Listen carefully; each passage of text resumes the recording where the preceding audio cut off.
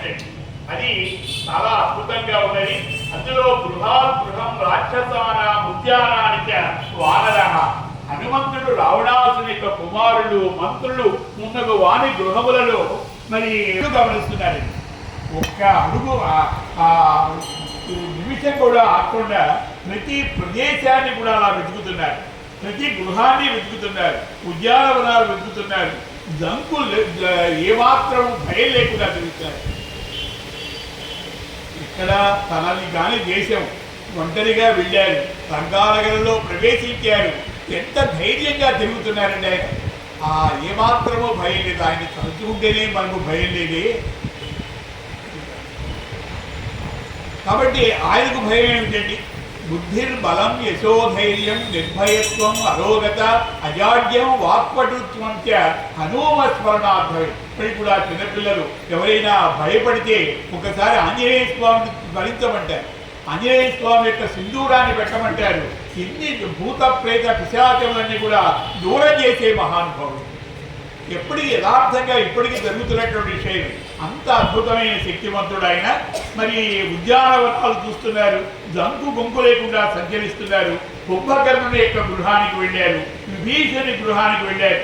ఆ తర్వాత శ్రీమంతుడైన హనుమ రాక్షసుల భవనములన్నిటినీ దాటి రావణాసుని యొక్క భవనానికి వెళ్ళారు. ప్రధానమైనటువంటి రావణాసుని యొక్క భవనం ప్రత్యేకంగా ఉంటుందండి. ఆ భవనంలో ప్రవేశించారు ఆంజనేయ స్వామి వారు. అది ఎలా ఉన్నదిట? కుబేరుడి భవనం లాగా ఉన్నదన్నారు వాల్మీకి వారు. ఎందుకు ఆ పదం వాడారో ఆలోచించి. కుబేరుడి భవనంగా ఉందంటే రావణ మందిరం, ఈ సంపద అంతా రావణాసుని చేత ధర్మార్జితం కాదు. అంటే చాలా సంపద కనపడుతున్నాయి. ఇది ధర్మార్జితం కాదు, న్యాయంగా సంపాదించిన ధనం కాదుట. కొల్లగొట్టి వారిని వీరిని మా యుద్ధంలో జయించి అన్యాయంగా తెచ్చినటువంటి ధనమంతా కనపడుతున్నది. కానీ ఆ ధనానికి 4 చత్వారో ధన దాయాదాహ. ధనమునకు దాయాదు 4 ఉంటారట. ధర్మము, అగ్ని, రాజు, దొంగ. నేను ధర్మంగా గనక సంపాదించిన ధనం కాకపోతే అగ్ని ద్వారా కానీ, రాజు ద్వారా కానీ, దొంగల ద్వారా కానీ ఏదో విధంగా నాశనం కాక తప్పదు. ఏదో తాత్కాలికంగా నువ్వు సంపాదిస్తావు, ఇన్ని లక్షలు కోట్లు అనుకుంటావు. కానీ దాని సమయం వచ్చేటప్పటికీ అన్యాయంగా సంపాదించిన ధనము ఎప్పటికైనా నాశనం కాక తప్పదు. ఎలా నాశనం అవుతుంది? అగ్ని ప్రమాదం జరిగిందండి, ఒక్కసారిగా ఆ మొత్తం తగలబడిపోయింది, అందులో వాడి సంపద అంతా పోయిందంట. అధర్మంగా సంపాదించిన ధనం అలా వెళ్ళిపోతుంది. 2 రాజు ఇన్కమ్ ట్యాక్స్ వారు వస్తారు, మొత్తం రైడింగ్ చేస్తారు, ఉన్న సంపదనంతా అన్యాయంగా సంపాదించిన ధనమంతా కొల్లగొట్టుకోబోతారు. కాబట్టి అగ్ని ద్వారా కానీ, రాజు ద్వారా కానీ, లేదు దొంగలు పడ్డారండి, మొత్తం లూటీ చేశారు, ఇంట్లో ఉన్న సంపద అంతా తీసుకు వెళ్ళారు. ఏదో విధంగా అధర్మంగా సంపాదించిన ధనము నాశనం కాక తప్పదు. అందుకని ఇక్కడ పెద్దవాడైన ధర్మాన్ని అవమానిస్తే, అనగా అధర్మంగా ఆర్జిస్తే అగ్ని వలన లేదా రాజు ద్వారా లేదా పుణ్య ద్వారా ఆ సొమ్ము నాశనం కాక తప్పదు. ధర్మంగా ఆర్జించిన ధనం నిలవదుట. రావణాసుని కొలువులో ఎక్కడ చూసినా మరి కనిపించే దంత దేవతాలోకాన్ని గెలవటానికి వెళ్ళి దొంగిలించినటువంటి ధనం.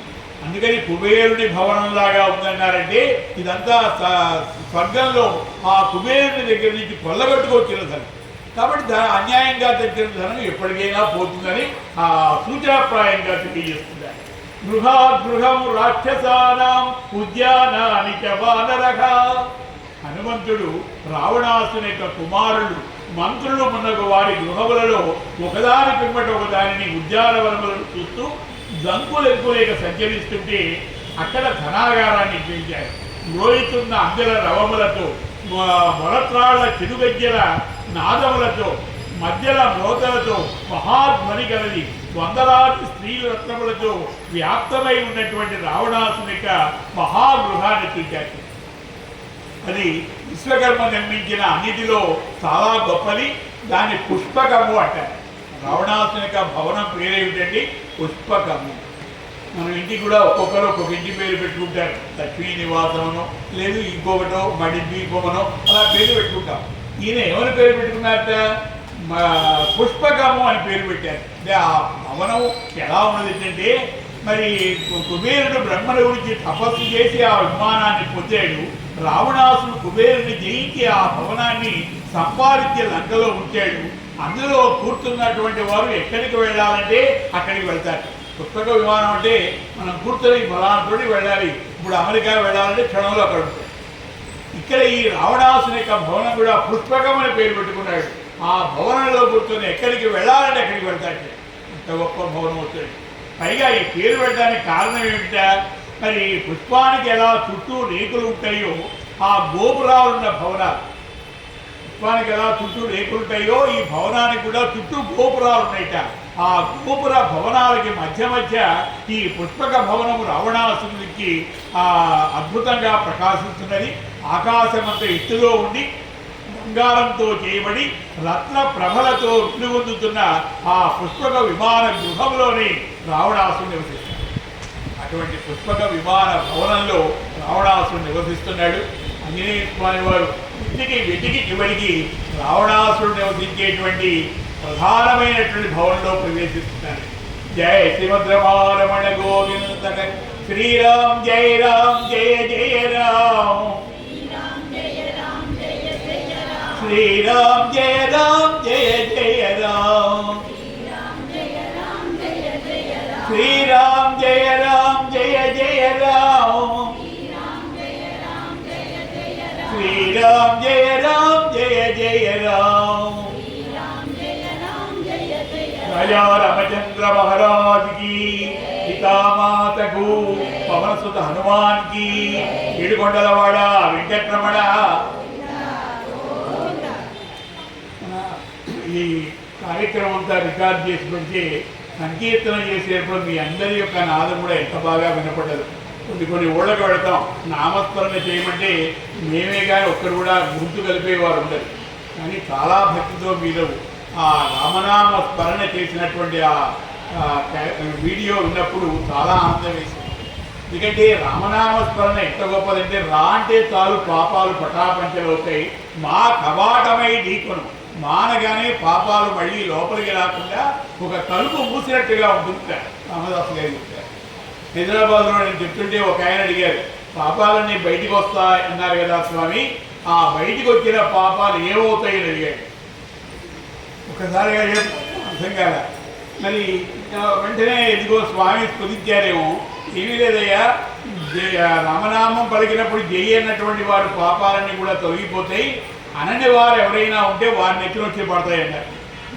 కానీ అప్పటి నుంచి భయపడుతూ అందరూ గవ్వగా చెప్పడం ప్రారంభించారు.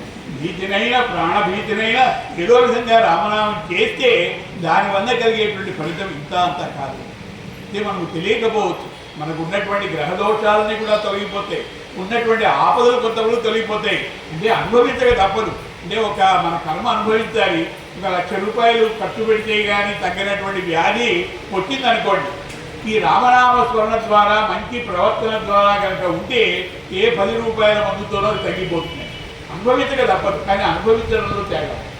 అంత అద్భుతమైనటువంటి బండల భీముడత్తజన బాంధవుడు ఉజ్వల బాణతూణ కోదండ కళా ప్రచండ భుజతాండవ కీర్తికి రామమూర్తికి రెండవ సాటి దైవ వికలేడను గడగట్టి వేదికాడాండ నినదంబుల అజండము నిండ మత్త వేదండము నెక్కి చాటెదను దాశరథి కరుణాపయోనిధి.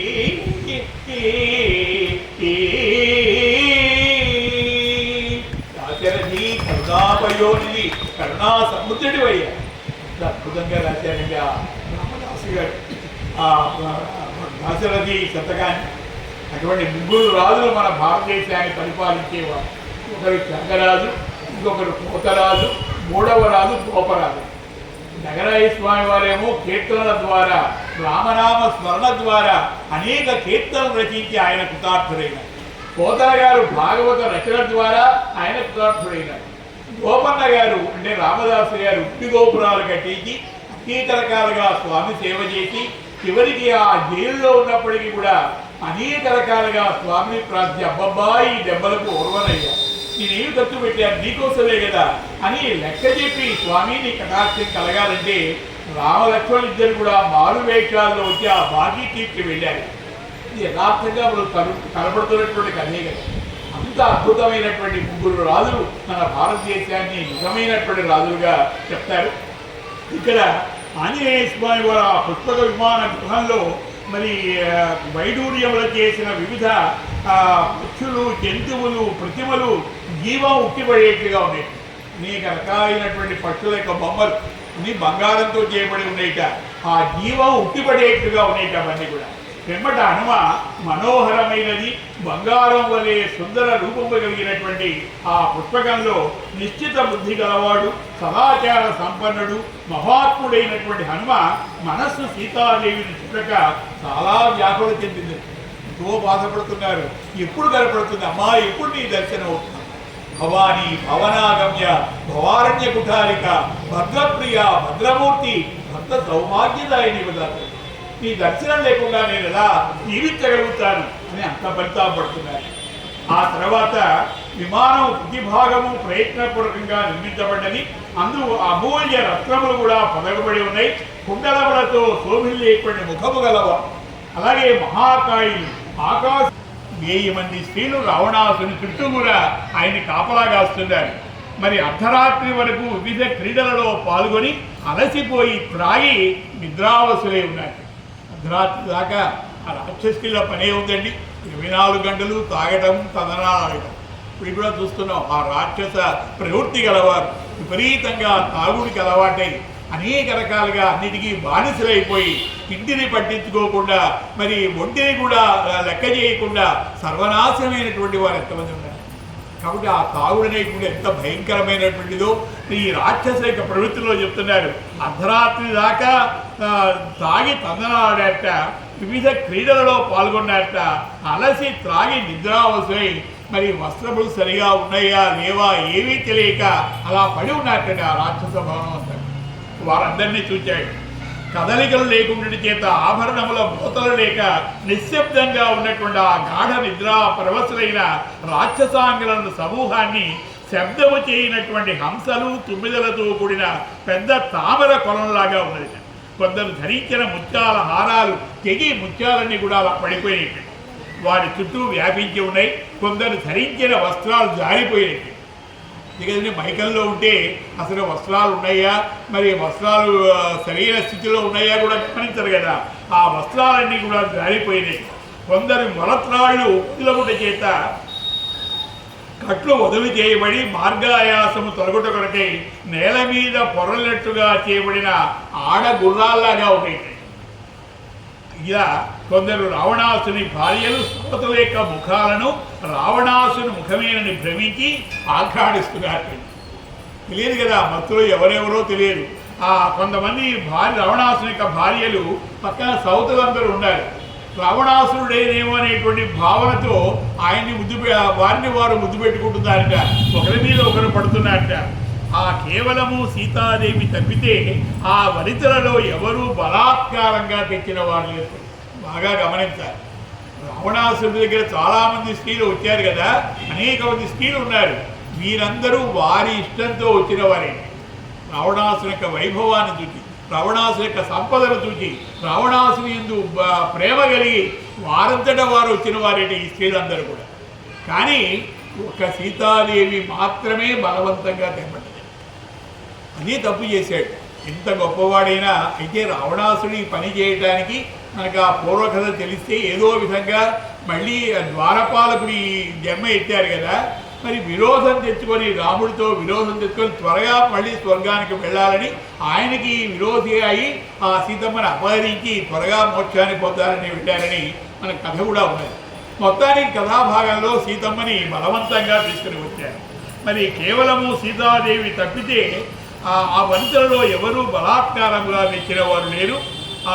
హనుమంతుడు శత్రువులను హితము కోరువాడగుడి చేత ఈ రావణాసురుడు ఎల్లప్పుడూ ఎలా తన కాంతలను ఎడబాయకుండా ఉన్నాడో అలాగే మా రాముడు కూడా సీతమ్మని ఎడబాయకుండా ఉంటే ఈ రావణాసునికి ఇటువంటి నాశనం తప్పుతుంది కదా.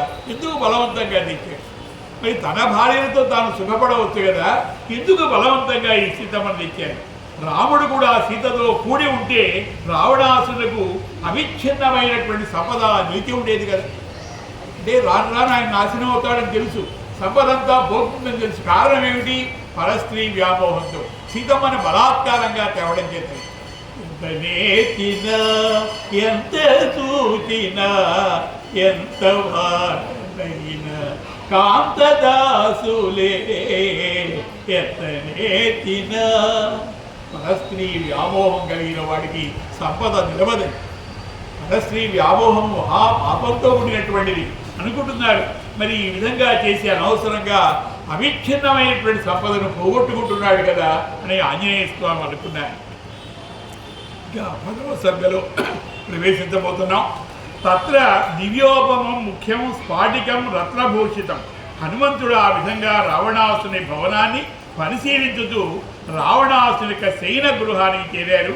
అది స్ఫటికమయంగా ఉంది. స్ఫటికతో నిర్మించినటువంటి అద్భుతమైనటువంటి ఆ శయన భవనంలోకి వెళ్ళారు. రత్నాలంకృతం, దేవతలు శయనాగారంలాగా ఉన్నది. ఆ సమయంలో 4 వైపులా స్త్రీలు నిలబడి చామరులతో విసురుతున్నారు. ఎంత వైభవం! రావణాసుని చుట్టూ కూడా 4 వైపులా స్త్రీలు ఉండి చామరములతో వియ్యారులు వీస్తున్నారు. ఆయన విశ్వసంతం యథానాగం రావణం వానరషభ. మరి ఆయన ఒక్కొక్కసారి ఉచ్ఛ్వాస నిశ్వాసలు విడుస్తుంటే ఎలా ఉన్నదిట? నీరు పట్టిన నల్లని మేఘంలాగా ఉండాలి. రావణాసుడు పరుండి ఉన్నట్ట చెవుల కుండలములు మెరుస్తున్నాయి. చెవులకు బ్రహ్మాండమైన కుండలాలు పెట్టుకున్నాడు రావణాసుడు. ధగధగాయమానంగా మెరుస్తున్నాయి. అతడు పొడవైన బాహువులు, ఎర్రని నేత్రములు మరి కలిగి ఉన్నాడు. బంగారు వస్త్రాలు ధరించి ఉన్నాడు. మంచి పరిమళము గల ఎర్ర చందనాన్ని పూసుకున్నాడు. గుమగుమలు వస్తున్నాయి. ఆ ఆంజనేయ స్వామి వారు లోపలికి వెళితే ఎర్ర చందనాన్ని పూసుకున్నారు. బ్రహ్మాండమైన అలంకారం చేసుకున్నాడు. ఎర్ర చందనం అతని ఒక్కలంతా కూడా పూయబడి ఉన్నది. వృక్షములతో పొదలతో కూడినటువంటి మందర పర్వతము నిద్రపోతే ఎలా ఉంటుందో అలా ఉన్నాడు. అంటే రావణాసుడు ఆ మందర పర్వతంలాగా పడి ఉన్నాడు. ఆ మందర పర్వతం అలా కింద పడి ఉంటే ఎలా ఉంటుందో రావణాసుడు కూడా అంత భయంకరమైనటువంటి పర్వతంలాగా అలా పడి ఉన్నాడు. రాత్రివేళ స్త్రీలలో మద్యము సేవించి క్రీడించి ప్రకాశించుతున్న శైలము మీద నిద్రించుతున్న ఆ రాక్షసాధిపుని హనుమ చూచాడు. మనస్సులో ఒక్కసారిగా కోపం వచ్చింది. ఓహో, దుర్మార్గుడు వీడేనా మా అమ్మని అపహరించినవాడు, వీడే రావణాసుడు అయి ఉంటాడు అని ఉద్వేగం కలిగింది. భయపడిన వారి వలె పక్కకు తొలిగాడు. ఒకసారి ఆంజనేయ స్వామి వారు ఆ రావణాసుడిని చూచి ఒక్కసారిగా ఆ రూపాన్ని చూచి పర్వతంలాగా పడి ఉంటే ఆ గుమగుమ వాసనలు వెలుతురుతుంటే ఒక్క క్షణం ఆశ్చర్యపడిపోయి పక్కకు తొలిగారు. ఒక మెట్టునెక్కారు. వేరొక వేదిక మీద నిలబడి నిద్రపోతున్నటువంటి రాక్షసరాజుని మరి ఒక మహాకవి చూచారట. ఎలా ఉన్నది? బంగారు భుజకీర్తులను ధరించిన తన 2 భుజములను 2 ఇంద్రధ్వజముల్లాగా పైకి చాచుకొని ఉన్నారు. 2 చేతులు అలా చాపుకున్నారు రావణాసు. అది ఇంద్రధ్వజంలాగా ప్రకాశిస్తున్నాయిట. నిండైన బాహువులతో తేజరిల్లుతున్నటువంటి రావణాసుడు పర్వత సమానుడై ఆ శిఖరములతో కూడిన మందరగిరిలాగా అలా రాజ్యులుతూ ఉన్నారు. ప్రధానంగా కథలో మనం ఈరోజు ఆ మండోదరిని చూచి పొరపాటు పడటం, సీతమ్మ అని అనుకోవడం వరకు ఘట్టం జరగాలి. కాబట్టి అంతవరకు ఒక 15 నిమిషాలు మనం ఆ ఘట్టాన్ని పూర్తి చేసుకొని 8 మనం హారతి ఇచ్చేటువంటి ప్రయత్నం చేస్తున్నాం. ఆ సమయపాలన మీరు కూడా చేస్తూ సమయానికి వస్తే ఆ ఘట్టాన్ని మనం వివరంగా చెప్పుకునేటువంటి అవకాశం ఉంటుంది. తస్మిన్ జీమోత సంకాశం ప్రదీప్తోత్తమం కుండలం. ఆ ప్రకాశమానమైన శయనముపై శయనించుతున్న ఆ వీరుడు రాక్షసరాలైన రావణాసుని చూచారు. ఆ రావణాసుడు మేఘములాగా నల్లనై శ్రేష్టమైన కుండలములతో ప్రకాశిస్తున్నారు. బుసలు కొట్టేటువంటి సర్పంలాగా. సర్పం బుసలు కొడితే ఎలా ఉంటుందో వీడు ఒక్కసారి ఉచ్ఛ్వాస నిశ్వాసాలు విడుస్తుంటే ఆ బుసలు కొడుతున్నట్టు, పాము బుసలు కొడుతున్నట్టుగా ఉన్నది. చంద్రుని వలె ప్రకాశించు మోము గల రావణాసుని ప్రియ భార్యలను ఆంజనేయ స్వామి చూచారు. నల్లని కందులు గల ఒక వనిత తన చంకలోనే దుమ్మట అనేటువంటి ఒక వాద్యాన్ని ఉంచుకొని అలా నిద్రిస్తున్నదిట. చంటివానితో కూడినటువంటి మాతృమూర్తిలాగా శోభిల్లుతున్నది. తర్వాత ఒక వనిత బంగారు కలశముల వలె ఉన్న తన స్తనములను చేతులతో మూసుకొని ఆ నిద్రా పరవశై పడుకొని ఉన్నది. తర్వాత వారి శయన ప్రదేశము కంటే వేరొక చోట ఇవన్నీ ఆ దృశ్యాలను చూచారండి. అనేక మంది స్త్రీలు అనేక భంగిమలలో అలా కనపడ్డారు. ప్రక్కన భర్త కొన్ని వేల మంది పరస్త్రీలతో ఉంటూ సర్వసుఖాలను అనుభవిస్తున్నప్పటికీ మరి తనకు తాను తన ధర్మాన్ని తప్పకుండా మనసు పాడు చేసుకోకుండా నిశ్చయంగా నిర్మలంగా ఉండగలటం ఎంత మానసిక స్థైర్యం ఉన్నవారికి మాత్రమే అది సాధ్యమవుతుంది. మానసిక స్థైర్యం ఉన్నవారికే సాధ్యమండి. తన భర్త ఇంకొంతమంది స్త్రీలతో అలా సంచరిస్తూ ఉంటే భార్య ఓర్చుకోవటం, ఏమాత్రం కూడా ఉద్వేగం చెందగా ఉండటం, అది ఎంత మానసిక స్థైర్యం ఉండాలండి. ఇంకొక స్త్రీతో తన భర్త సంచరిస్తున్నాడంటే ఆ స్త్రీ ఎంత పరితాపపడుతుంది, ఎంత దుఃఖపడుతుంది. ఇంతమంది స్త్రీలతో తిరుగుతున్నాడు రావణాసుడు, వీరందరితో సంచరించాడు. అయినా పక్కన ఉన్నటువంటి మండోదరి మాత్రం చాలా స్థైర్యంగా నిశ్చలంగా ఉన్నది. అక్కడ ఆ సమయంలో వారి శయన ప్రదేశము కంటే వేరొక చోట ఉత్తమ శయనం మీద పరుండి ఉన్నటువంటి మిక్కిలి సుందరమైన ఒక వనితను చూచారు. ఆ వనితయే మండోదరి, రావణాసుడి యొక్క భార్య. కానీ ఎలా ఉన్నదిట, ఆంజనేయ స్వామి తెలియదు కదా, ఒక ప్రత్యేక ప్రదేశంలో ఉన్నది, తెల్లని చీర కట్టుకున్నది, మల్లెపూలు పెట్టుకున్నది, ముఖం చాలా కాంతిగా ఉన్నది. ఆమెను చూడగానే ఆంజనేయ స్వామి అనుకున్నారు, గౌరీం కనక వర్ణాభాం ఇష్టాం అంతఃపురేశ్వరీం కపిర్ మండోదరీం తత్ర శయనాం చారు రూపిణీం. మేలిమి బంగారములాగా మెరయుతున్నది. రావణాసుని యొక్క మిక్కిలి ప్రియురాలు సుందర రూపము కలిగినటువంటి మండోదరిని ఆంజనేయ స్వామి చూసి ఒక్క క్షణం పొరపాటు పడ్డారు. ఏమనుకున్నారట, ఈమె సీతమ్మయ్యి అనుకున్నారు. అనుకుని ఏం చేశారు, వాద రూపంలో ఉన్నారు కదా, కోతికి సంతోషం కలిగింది అనుకోండి ఏం చేస్తుంది, తోకని ముద్దు పెట్టుకుంటుంది, గంతులు వేస్తుంది, అటు ఇటు తిరుగుతుంది. ఆంజనేయ స్వామి కూడా అలా చేశారని వాల్మీకి మహర్షి ఎంత సుందరంగా వర్ణించారు చూడండి. ఆస్ఫోటయామాస సుతుంబ పుచ్చం, పుచ్చం అంటే తోక. వెంటనే సీతమ్మ చూచానేటువంటి ఆనందంతో ఆ తోకలు తీసి ముద్దు పెట్టుకుంటారు నాకు ఆంజనేయ స్వామి వారు.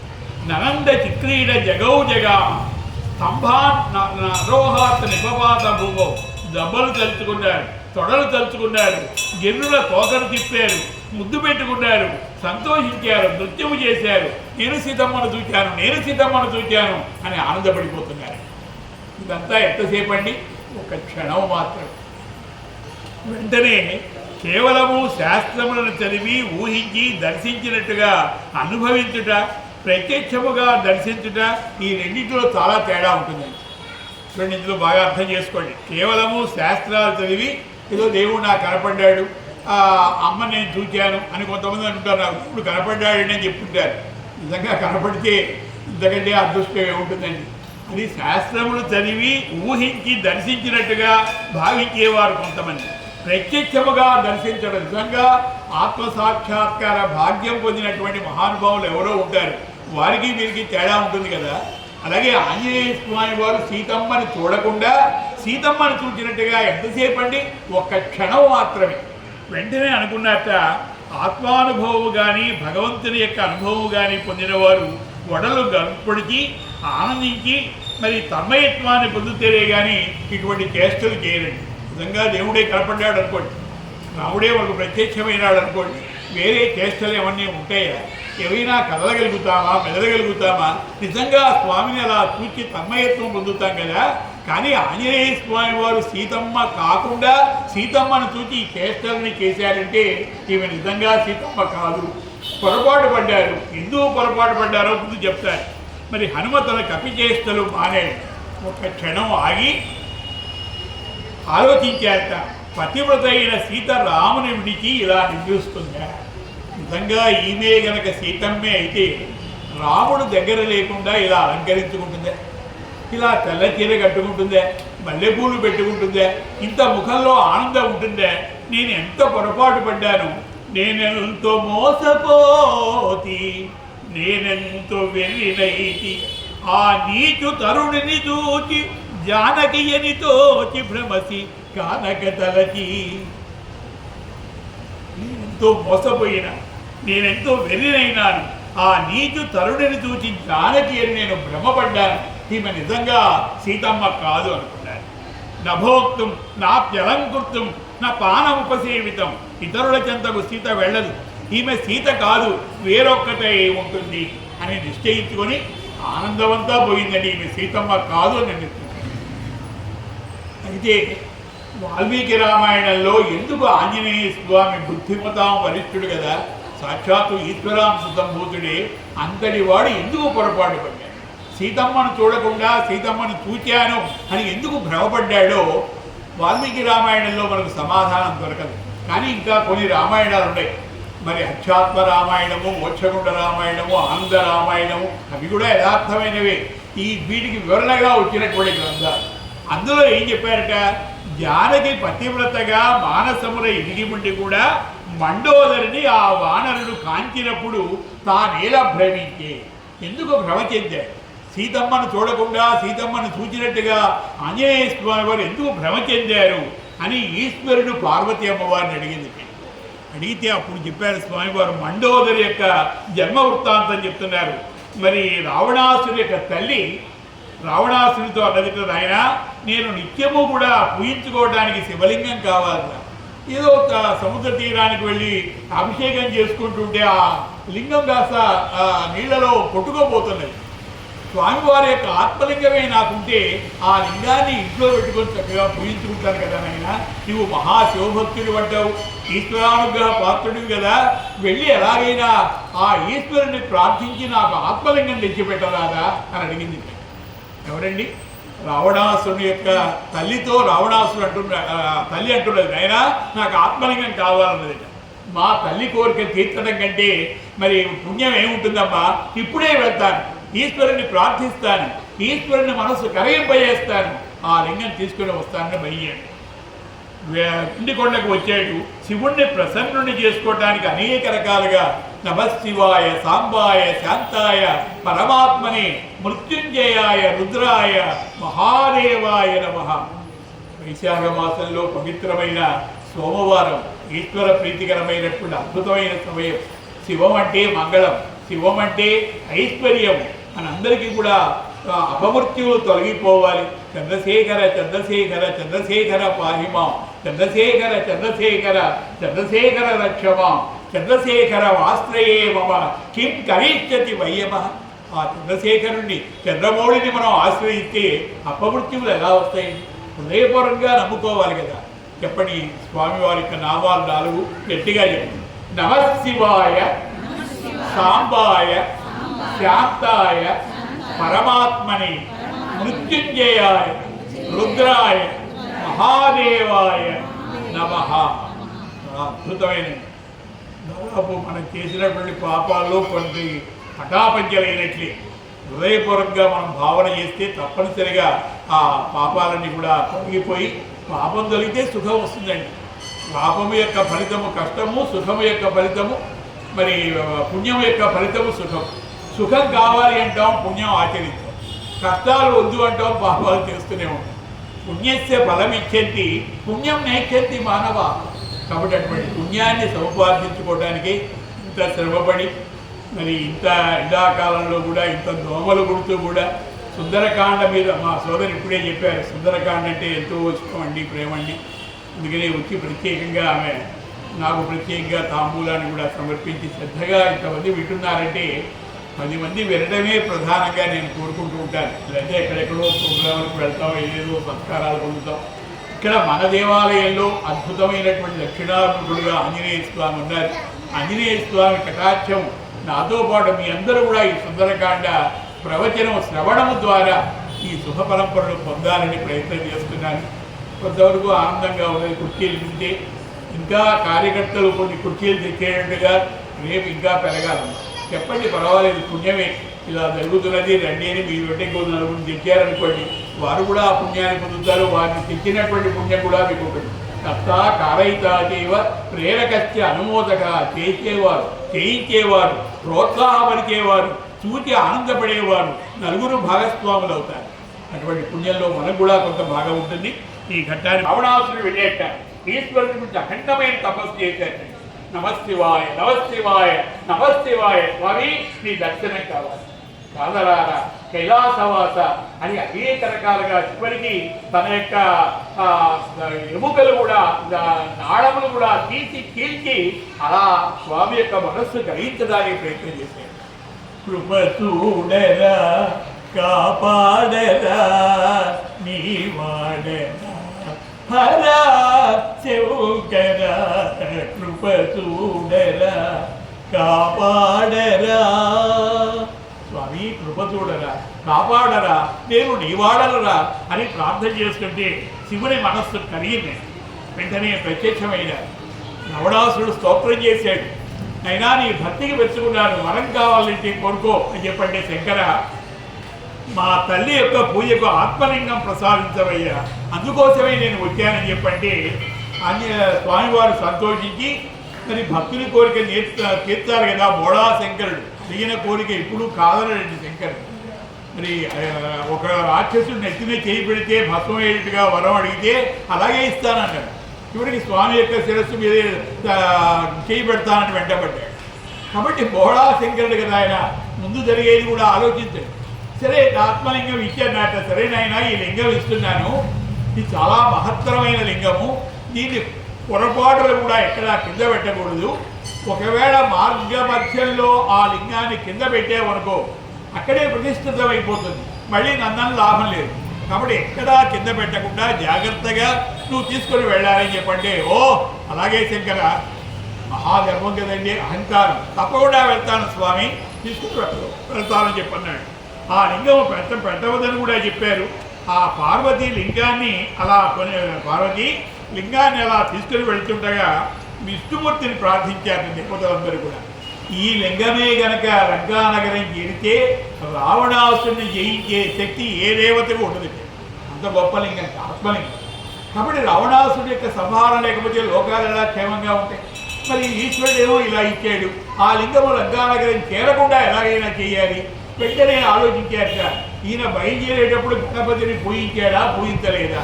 గణపతి పూజ లేకుండా బయలుదేరాడు. కాబట్టి వెంటనే అంతరా ఇంటికి అనుకున్నారు, గణపతిని పిలిచారు. విష్ణుమూర్తి అన్నట్ట, నువ్వు వెళ్ళవయ్యా, ఆయన మార్గమధ్యంలో అలా వైష్ణవ రూపంలో తిరుగుతుందని చెప్పి గణపతిని పంపించారు. ఆ సంధ్యావందన సమయానికి ఆ ప్రతిబింబం కనపడకుండా ఒక అడ్డు తగిలేట్టుగా మేఘాలు పెట్టారు. సాయంకాలం కాగానే సంధ్యావందనం చేసుకోవాలి. మరి అనుకున్నట్ట మరి అయ్యో మరి సమయం అయిపోయింది, సంధ్యా సమయం అయింది, చేతిలో లింగం ఉన్నది కదా, నేను సంధ్య వార్చాలి కదా. సకాలంలో సంధ్య వార్చడం అంటే అంత నియమంగా ఉండేవారు ఆ రోజు. మరి సంధ్య వార్చాలంటే చేతిలో లింగం ఉంటే ఎలా చేస్తాను? కాబట్టి ఎవరైనా ఉన్నారా అని చెప్పి అటు ఇటు చూస్తే ఈ గణపతి వైష్ణవ బ్రహ్మచారి రూపంలో అటు ఇటు తిరుగుతున్నట్టే. ఆయన్ని పిలిచాడు, అయినా బై ఒక్కసారి రావయ్యా అన్నారు. ఏమిటయ్యా ఏం కావాలన్నాడు. నేను ఆలోచించబడ్డాను కదా, ఏదో అనుమానం రాకుండా చేయాలి కదా, ఏం కావాలన్నట్ట. నీ పేరేమిటన్నట్టు. నా పేరు ఏమిటి నీకెందుకయ్యా అని చెప్పండి. కాదు నాయనా, నాకు చిన్న సహాయం చెయ్యి, ఈ లింగం నీ చేతిలో పెడతాను, ఇప్పుడే నేను వెళ్ళి కాళ్ళు కట్టుకొని సంధ్యావందనం చేసి వస్తాను, ఆ తర్వాత మళ్ళీ నేను ఆ లింగాన్ని నేను తీసుకుంటాను, ఈ కొంచెం సహాయం చేయవయ్యా అంటే బలవంతాన ఒప్పుకున్నట్టుగా నటిస్తూ, ఏమయ్యా రావణాసురుడా చెప్తున్నాను, నేను ఎక్కువసేపు బరువు మోయలేనప్పుడు ఒకసారి పిలుస్తాను, వచ్చావా సరే, మరి రెండవసారి కూడా పిలుస్తాను, మూడవసారి రాకపోతే ఆ లింగాన్ని కింద పెట్టేస్తానయ్యా, మళ్ళీ నన్ను అని మాత్రం ప్రయోజనం లేదన్నా. మా నాయన నేను అంతసేపు లేదయ్యా, ఇప్పుడే వస్తాను కదా అని చెప్పి లింగం చేతిలో పెట్టి వెళ్ళాడు. వెళ్ళి మూత్ర విసర్జన చేశారు, కాళ్ళు కడుక్కున్నాడు, సంధ్యావందనాన్ని కూర్చున్నాడో లేదో వెంటనే పిల్లవాడు అయ్యో నేను మోయలేకపోతున్నాను రా అని పిలిచాడు. ఒకసారి పిలిచాడు, 2 సార్లు పిలిచాడు, 3వసారి పిలిచినా రాకపోతే లింగం కాస్త కింద పెట్టేశాడు. అప్పుడు వచ్చాడు రావణాసుడు, ఏమయ్యా ఎంత పని చేసావయ్యా, మరి నిన్ను భక్తిలాడి నీ చేతిలో పెడితే ఇంతగా చేసావా అని చెప్పి కోపం వచ్చి ఇప్పుడే కదా లింగం కింద పెట్టాడని బలవంతంగా ఆ లింగాన్ని పెకలించడానికి ప్రయత్నం చేశాడు. ఎంత పెకలించినా ఈశ్వరుని యొక్క లింగాన్ని అందులో సాక్షాత్తు విష్ణుమూర్తి యొక్క సంకల్పంతో గణపతి చేతి మీద గుండా ప్రతిష్ఠితమైన లింగం అంటే సామాన్యం. ఆ లింగం కదలతడం ఎవరి సాధ్యమైనా అవుతుందా? ఎంతో ప్రయత్నం చేశాడు, ఆ లింగం కదలలేదు. కదలకపోతే తన బలవంతా ఉపయోగించాడు. ఆ లింగం అంతా కూడా మరి గోకర్ణాకారంలో, గోవు యొక్క చెవి గట్టిగా బలవంతంగా నొక్కాడు కదా, గోవు యొక్క చెవి ఎలా ఉంటుందో అలా మారిపోయింది. అయినా కదల్లా వెళ్ళి దూరంగా వెళ్ళి పడ్డాడు రావణ. ఆ ప్రయత్నం సాధ్యం కాల. చివరికి ఇక లాభం లేదనుకున్నారు. ఆ లింగానికి అక్కడే అభిషేకం చేసి వెళ్ళిపోయినాడు. మరి ఎందుకు రామాయణంలో మాత్రమే ఉంది అడిగితే, సరే పాపం ఆయన అడిగిన మాట కాదండి కదా, పార్వతీదేవి కూడా ఇచ్చాడ. ఇప్పుడు ఎప్పుడైతే లింగం ఇక్కడ ప్రతిష్ఠితపడిపోయిందో వెంటనే అనుమానం వచ్చి ఈ పార్వతిని కాస్త తీసుకొని వెళ్ళి శంకర్తో కొట్టాడంటే, ఏమయ్యా ఎంత బహుశా మహిళ కుమార్తె అయినటువంటి మండోదరిని ఆమె నిజమైన పార్వతము తెచ్చుకున్నాడు, తర్వాత వివాహం చేసుకున్నాడు. అందుకని ఇక్కడ ఎందుకు ఆంజనేయ స్వామి వారు పొరపాటు పడ్డారట, మండోదరి కూడా చాలా అందగత్తె కానీ మండోదరి కూడా సీతమ్మ లాగా అందగత్తె. సీతమ్మ వరి యవనవతి, హనుమ పొరపడడానికి చిన్న కారణం. అందుకని అంత అందంగా ఉంది కదా, నిజంగా చెబుతారు. సీతమ్మ యొక్క దర్శనం ఎలా అవుతుందో రేపటి గంటల్లో మనం తెలుసుకోవాలి. అయితే ఒక 5 నిమిషాలు మన రోజు హనుమాన్ చాలీసా సుధారి అంటే తన యొక్క ముఖం అనేటువంటి అద్దాన్ని మరి స్వామి యొక్క పాద ధూళి చేత శుభ్రం చేసుకొని ఆ స్వామి యొక్క 4 విధాలైన ఫలిత ధర్మ అర్థ కామ మోక్షాలు ప్రసాదిస్తుంది. తులసీదాసు గారు మనస్సును అద్దంతో పోల్చాడు. అద్దం మీద దుమ్ము ఉంటే మనం ముఖం ఎలా సరిగ్గా కనిపించదో, మనస్సులో అహంకారము అజ్ఞానము ఉంటే మరి స్వామి యొక్క కటాక్షం కలగదు.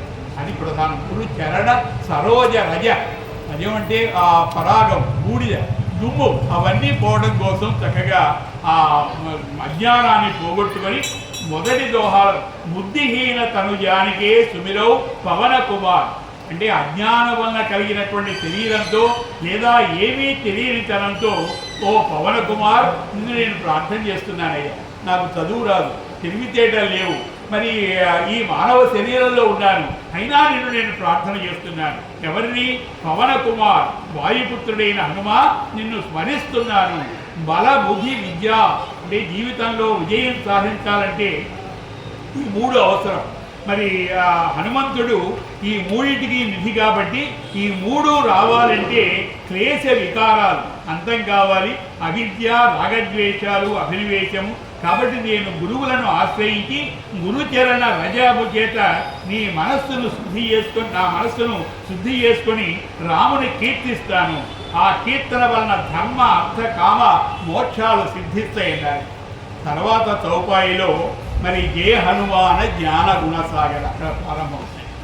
చాలా తేలికే 2 నిమిషాలు చెప్తాను. జయ హనుమాన జ్ఞాన గుణసాగర జయ కపీశ తిహులోక పూజార. జయ హనుమాన అంటే హనుమంతునకు జయముగలుగాక, రాముడికి జయముగలుగా కంటే రాముడికి జయమైతే మనకు జయమైనట్టే. అలాగే హనుమంతునికి జయముగలుగాక అన్నారు. అంటే జయముగలు జ్ఞానగుణ సాగర, జ్ఞానంలో సముద్రం అంతటి వాడివి. సాగరం అంటే సముద్రం. జ్ఞాన గుణసాగర, జ్ఞానంలో నువ్వు ఎటువంటి వాడివి? సముద్రం లాంటి వాడివి. అంత అద్భుతమైనటువంటి జ్ఞానం కలిగిన వాడివి. జయ కపీశ. కపీశ అంటే కపి ప్లస్ ఈశ అంటే కపులంటే వానరులు కదా, వానరులందరికీ ఈశుడు అంటే ప్రభు. వానర వీరుడివయ్యా, వానర రాజువు నీకు, నీకు జయము గలుగుగాక. జయ హనుమాన జ్ఞాన గుణసాగర జయ కపీశ మరి తిహులోక ఉజాగర అంటే అర్థం చెప్పండి. చాలామంది రోజు పారాయణ చేస్తుంటాం కదా. తిహులోక ఉజాగర అంటే 3 లోకాలను కీర్తిని ప్రకాశింపజేసేవాడివి. నిన్ను ప్రార్థన చేస్తే, నీ చాలీసా పారాయణ చేసుకుంటే అటువంటి భక్తులకు తిహులోక అంటే 3 లోకములకు ఉజాగర కీర్తిని ప్రకాశింపజేస్తాము. కాబట్టి హనుమాన్ చాలీసా పారాయణ ద్వారా మన యొక్క కీర్తిని సకల లోకాల్లో కూడా ప్రసరింపజేస్తాడు. అంటే మంచివాడు, మంచి వ్యక్తి అనేటువంటి ఆ పేరు మనందరికీ రావాలంటే స్వామి నీ యొక్క అనుగ్రహం కలగాలి. మరి ఏ కావ్యమైనా జయ శబ్దంతో ప్రారంభిస్తారు. రామాయణం కానీ, భారతం కానీ, భాగవతం కానీ ముందు జయ శబ్దంతో ప్రారంభిస్తారు. అందుకని ఆంజనేయ స్వామి మరి తులసీదాసు గారు కూడా ఈ హనుమాన్ చాలీసాన్ని దేంతో ప్రారంభిస్తున్నారు? ముందంతా ప్రార్థన. ఇక్కడ ప్రధానంగా ఇప్పుడు జయ హనుమాన అంటే జయ శబ్దంతో ప్రారంభించారు. జయ అంటే సాధించడం. హనుమ ఏమి సాధించాడు అంటే ఆయన ఏమి సాధించలేదండి. రాముళ్ళ సముద్రాన్ని అవలీలగా దాటాడు, ఎవరైనా దాటగలదా? అలా దాటి లంకనంతా గాలించి సీతమ్మను దర్శించి రాముడికి శుభవార్తలు చెప్పినటువంటి మహానుభావుడు కదా, ఆయన సాధించలేనిదే ఉన్నది. కాబట్టి మన హృదయాలన్నీ కామునితో జయించబడ్డాయి, కానీ హనుమ హృదయం మాత్రం దేనితో జయించబడ్డదండి? రామునితో జయించబడ్డది. మన హృదయాలన్నీ కామునితో జయించబడితే ఆంజనేయ స్వామి హృదయం అంతా రాముని చేత జయించబడ్డది. అణువున మరి నామంతో నిండిపోయినటువంటి శరీరం కలిగిన వాడు ఆంజనేయ స్వామి. జ్ఞాన గుణసాగర అంటే స్వామిని గురువుగా భావించారు. దక్షిణామూర్తి స్వరూపమయ్యా నీవు, సాక్షాత్తు నీవు గురుమూర్తివి అనేటువంటి భావంతో జయ హనుమాన జ్ఞాన గుణసాగర, జయ కపీశ తిగులోక ఉజాగర. మీకందరికీ అర్థమైతే నాకు చాలా సంతోషం అండి. ఆ స్తోత్రం చదువుకునేప్పుడు ఒక్కసారి ఈ భావం మీ మనస్సు కనుక మరి గుర్తుకొస్తే ఆ చేసిన పారాయణ అనేక రెట్లుగా ఫలితాన్ని కలిగింది. అటువంటి సుందర ఘట్టాన్ని నిన్న మీ అందరినీ కూడా స్వామి ఎల్లవేళలా కాపాడాలని, ఇలాగే అవకాశం తీసుకొని ఇంత వయసులో వెళ్ళి చెప్పడం కూడా కష్టమే, వద్దని కూడా మా వాళ్ళు అంటున్నా నాకుండేటువంటి ఉత్సాహం 10 మందికి వినిపించాలి, మనకున్నటువంటి శక్తిని 10 మందికి తెలియజేయాలనే భావంతో ఈ కమిటీ